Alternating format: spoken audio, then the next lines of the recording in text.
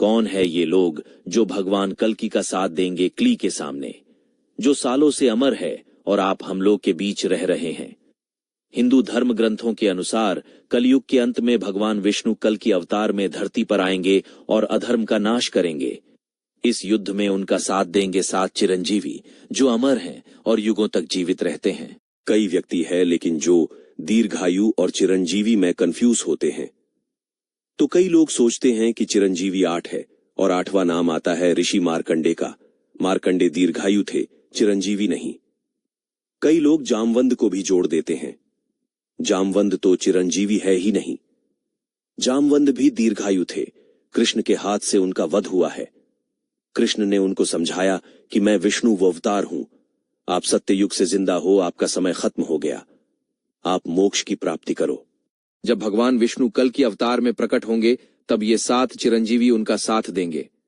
वे अपनी शक्तियों और युद्ध कौशल का उपयोग करके अधर्म का नाश करने में भगवान विष्णु की सहायता करेंगे। ऐसे चिरंजीवी जो लाखों करोड़ों सालों से कभी मरे ही नहीं और आज तक जिंदा हैं और धरती पे विचरण कर रहे हैं। कौन से हैं वो 7 चिरंजीवी, चलिए जानते हैं। दरअसल पुराणों के अनुसार किसी श्राप या वरदान की वजह से ये चिरंजीवी कभी नहीं मरते हैं। उन 7 चिरंजीवियों में से सबसे पहले है महाभारत के कुख्यात योद्धा अश्वत्थामा की कहानी थोड़ी जटिल है। अश्वत्थामा, जिन्हें भगवान कृष्ण ने पृथ्वी पर सदा भटकने का श्राप दिया था क्योंकि उन्होंने पांडवों के पुत्रों को छल से मारा था। इस श्राप के कारण वह अमर हो गया, लेकिन उसे हमेशा पृथ्वी पर घूमते रहना पड़ा। अमृत्व का यह वरदान उसके लिए एक अभिशाप बन गया। वह युद्ध, रक्तपात और अकेलेपन का शिकार होता रहा। अश्वत्थामा की कहानी हमें क्रोध और आवेश के विनाशकारी परिणामों के बारे में सिखाती है। दूसरे नंबर पर है दैत्यराज बलि, जिन्होंने भगवान विष्णु के वामन अवतार को 3 पग भूमि दान दी थी। उन्हें भी अमृत्व का वरदान प्राप्त हुआ। भगवान विष्णु वामन रूप में धोखे से बलि से 3 पग भूमि मांगते हैं और फिर अपने विशाल रूप में धरती, पाताल और स्वर्ग तीनों लोकों को ढक लेते हैं। तब राजा बलि तीसरा पग भगवान को अपने सिर पर रखने का बोलते हैं। बलि की सच्चाई और उदारता से प्रसन्न होकर भगवान विष्णु उन्हें पाताल लोक का राज्य देते हैं और अमृत्व का वरदान देते हैं। कहा जाता है कि महाबली पाताल लोक में निवास करते हैं। तीसरे नंबर पर है परशुराम, जिनकी तपस्या को देखकर शिव जी ने उन्हें चिरंजीवी होने का वरदान दिया था। भगवान विष्णु के 6ठे अवतार परशुराम को भी अमृत्व प्राप्त है। वह क्षत्रियों के अत्याचारों को समाप्त करने के लिए अवतरित हुए थे। उन्होंने 21 बार पृथ्वी को क्षत्रियों से मुक्त किया। परशुराम भगवान शिव के परम भक्त हैं और उनसे ही उन्हें अमोघ परशु नामक शक्तिशाली फरसा प्राप्त हुआ था। हालांकि उनका क्रोध ही उनकी कमजोरी थी।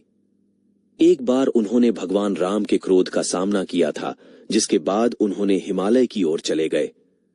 कहा जाता है कि परशुराम आज भी धर्म की रक्षा के लिए प्रतीक्षारत हैं और कलयुग के अंत में धर्म की पुनः स्थापना में सहायता करेंगे। चौथा नंबर पर है हनुमान जी।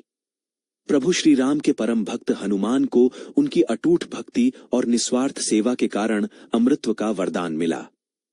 वानर रूपी हनुमान असाधारण बल, बुद्धि और चतुराई के प्रतीक हैं। रामायण की गाथा गवाह है कि कैसे उन्होंने लंका में सीता माता की खोज की, लंका दहन किया और भगवान राम के हर कदम पर उनका साथ दिया। उनकी भक्ति इतनी गहरी थी कि भगवान राम ने उन्हें चिरंजीवी होने का वरदान दिया। माना जाता है कि हनुमान आज भी इस धरती पर विचरते हैं, अपने भक्तों की रक्षा करते हुए और सच्चे राम भक्तों का मार्गदर्शन करते हुए। 5वें है विभीषण, रावण का छोटा भाई। विभीषण हमेशा सत्य और धर्म के मार्ग पर चलता था। अपने बड़े भाई रावण के अधर्म का विरोध करने और भगवान राम का साथ देने का साहस दिखाने के कारण उसे अमृत्व का वरदान मिला। रावण के अत्याचारों से त्राहित लंकावासियों के लिए विभीषण एक उम्मीद की किरण बने। भगवान राम के विजयी होने के पश्चात लंका का शासन विभीषण को सौंपा गया। एक धर्मात्मा राजा के रूप में विभीषण ने लंका में सुशासन स्थापित किया और युगों युगों तक राज्य किया। द्वापर युग के महान गुरु कृपाचार्य को भी अमृत्व का वरदान प्राप्त था।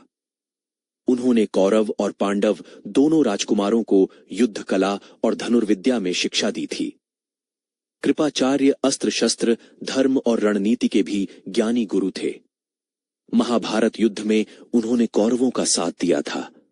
हालांकि युद्ध के विनाशकारी परिणामों को देखते हुए उन्हें बहुत दुख हुआ था। अपने ज्ञान को सार्थक बनाने और धर्म का मार्ग प्रशस्त करने के लिए उन्हें अमृतत्व का वरदान मिला। ऐसा माना जाता है कि वे आज भी धर्म की रक्षा के लिए सजग हैं और योग्य व्यक्तियों को ज्ञान प्रदान करते रहते हैं। 7वें नंबर पर है वेद व्यास। 4 वेदों और 18 पुराणों का निर्माण करने वाले वेद व्यास भी चिरंजीवी है।